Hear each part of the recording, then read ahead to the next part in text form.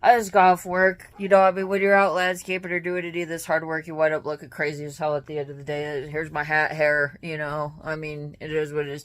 But anyways, I don't know. I had an interesting encounter today, and I don't ever want to forget it. I kind of want to tell other people about it so other people know. Um, so I was out pulling weeds today. We have a pretty bad patch of weeds. Just had to get them picked.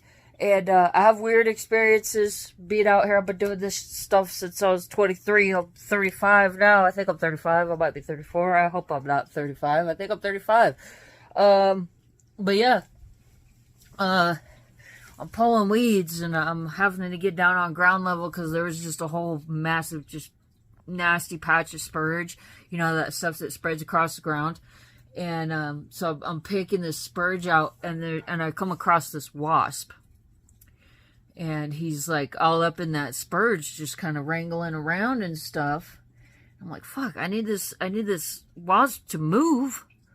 Because I need to pull these weeds, and I don't want to get stung, but I don't want to hurt him. He's not being threatening to me. Why is he not moving?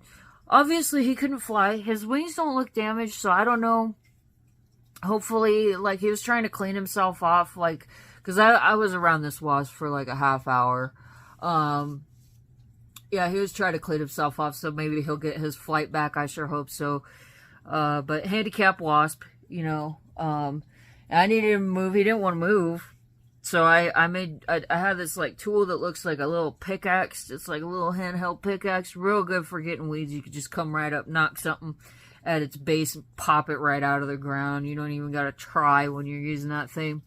It's got teeth on it too, so you can rake across the garden if you need to pop stuff out. If it's like spurge or something. But yeah, he didn't want to move, so I made sure to swing that thing in his eyesight a couple times and take out some patches around him so he understood that this is not safe for you to be here. So eventually he moved out of the spurge and I was able to, you know, continue working. Cause I'm like that. Buddhist, you know, I mean, if you're not a threat, you know, I'm not here to hurt. So, you know, if you're not doing bad things, you should be allowed to just do your thing. That's kind of part of the mantra. Yeah. So I was on one side of the garden. I was like right up on the corner of that thing. And I start coming around the other side of the garden and I'm still scooting around on my butt picking spurge. And I see the wasp again. And he's like chilling under this rose bush, and it looks like he's like trying to get some shade. I offered him a ride. Like I tried to get him to get up on my tool. Like I stuck the tool right there. Like, you want a ride, man? He didn't want it earlier, but then I see him again, and he's sitting under this rose bush. It looked like he was trying to get some shade or something because he was just sitting there, and I didn't want anything weird to happen, so I looked at him and I'm like, dude, I'm picking the spurge. I'm removing the spurge. Like, I picked up the spurge and shook it at him and straight up told him, like, I'm removing the spurge, and I put it in my bucket. And he just continued to sit there, and it was like he thought for a minute. And then the motherfucker just, like, starts charging at me. And it's like, well, he knows that I know that he's handicapped right now, so I don't think he's gonna sting me. If he tries to sting me, he's a stupid motherfucker. And, yeah, he was staring at me the whole time, like he straight charged at me. So I think his thinking was like, wait a second.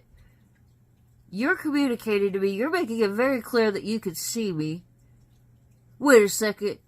I'm gonna communicate with you. Look at this, bitch. So, you know, he came charging right up. He, like, came right up to my knee. Up in the spurge.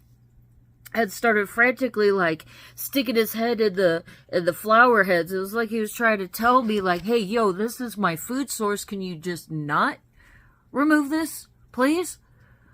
And then he started getting more frantic. I think he kind of, like, realized, like, I don't know, like, got worried that he wasn't going to have food and started actually seeking out food. So, you know, I looked at him, I put my tool head down again and offered him an elevator ride.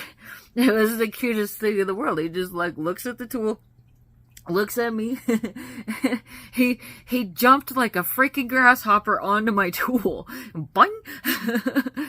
So I brought him over to a rose, and I put him up in the rose, because I know that wasps will prefer to eat sugar. They do have carnivorous appetites as well, but they eat a lot of sugar.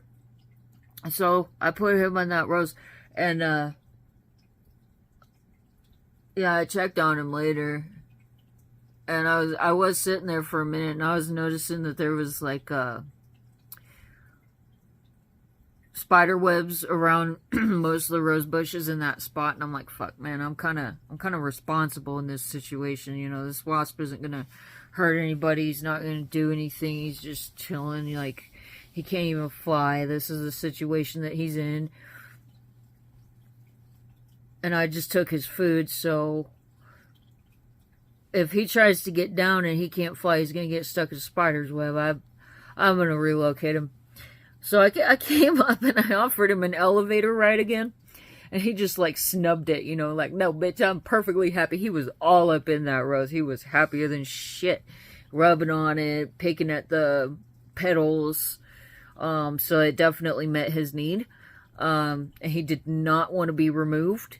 And he made that very clear. And I had already made it clear that I'm not there to hurt him. So, you know, I just went down to the stem and clipped it and moved it to the other side of the garden where there's more plant access, more stuff that he can actually get into safely that he might not be able to find otherwise, because there's a big pillar in the way. So, yeah, that was interesting though. I mean, I've interacted with a lot of bugs being a gardener, and I've never had an insect exemplify its intelligence like that. Like full-on cognizant awareness and effective rational thinking skills. I have not really had any, like, decent interactions with wasps. I mean, normally they would sometimes land on me or whatever, and I know not to freak out. I've only been stung, like, once. And that I wasn't even working when that happened, and then somehow a wasp had wound up in my pants when I was with my mom in the car, so that was just weird. But yeah, we've had some, one of our workers he grabbed a wasp nest, cleaning up prune clip, and got swarmed, and he's been getting attacked regularly. Like, they will seek him out, they will find him and come at him on any property. It's been going on for a while, and based on what I'm seeing, it looks like, and don't quote me on this, but because I just took a glance through, like, flying through Google, but I think that they have venom that they will inject when they attack. And so if you get stung pretty good like that, you need to extract that venom.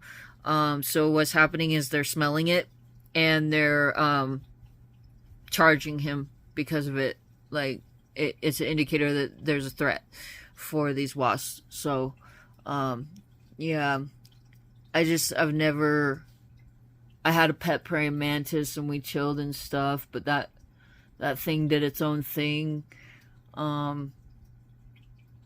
I've messed with some spiders, you know, and we'll have our moment where we check each other out or whatever, and then go about our business.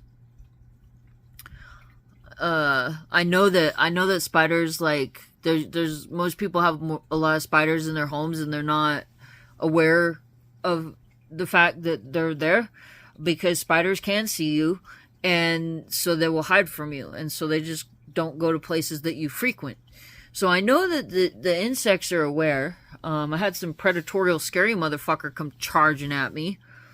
So, I mean, it's not the first time I've been charged, but I've never had an insect straight up, like, communicate with me. Like, that was like if I was communicating with some other type of animal. Like, we had some elk or whatever on the property, and I'll make sure that they know where I am and what I'm doing, and I'm communicating and being, like, you know, talking to them and letting them know that I'm aware that they're there and that I'm not trying to mess with their program, so we could be peaceful around each other and stuff.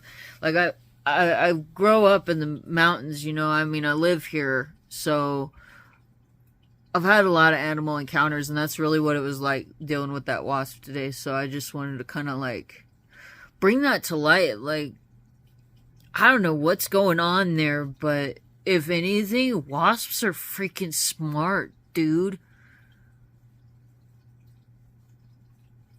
That was crazy as hell, and I just don't ever want to forget about that. I took pictures of the little guy, and I'll always remember that wasp, because they're not necessarily something that you have an easy time interacting with either. I'm going to see what kind of data is out there, if anybody's done any intelligence studies on those creatures.